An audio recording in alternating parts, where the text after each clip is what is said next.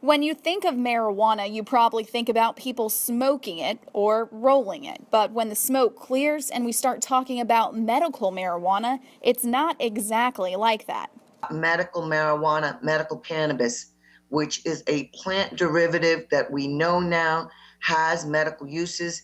It has been used from glaucoma patients to patients that have HIV and chemotherapy patients, originally for nausea, vomiting. Meet 11-year-old Trinity Sumlin. She was diagnosed at 2 months old with seizure disorder, which would turn into mitochondrial disease. Now, on a very bad day, she has 3 to 4 seizures per hour.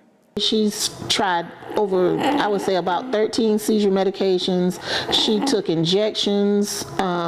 She's been on a special high-fat diet, and none of it worked. And even though we may not see them, there are a lot of Georgians who have family members who suffer from these same health issues. So they all came together and tried to pass a bill in Georgia's recent legislative session, a bill that would have legalized an oral pill form of marijuana. We're not talking about people smoking marijuana. We're talking about providing an oil that's derived from the marijuana plant to children who are in dire medical need. The House passed the bill, sending it to the Senate, which added on Ava's Law, a bill that would require insurance companies to cover autism treatment. But when it got back to the House, the combined bill was denied.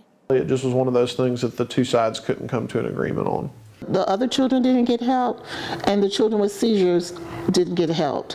And so, yeah, that was disappointing to know that, you know, as a parent, I understand it's politics, but for us, it wasn't politics. It was our life, you know, it was our children's lives, our extended family, you know, because it affects everybody. Now families are left with 2 choices: stay here and wait in hopes that Georgia will pass it next year, or leave the state. So what are the pros and cons of medical marijuana, and what does the future look like for Cheryl and her daughter?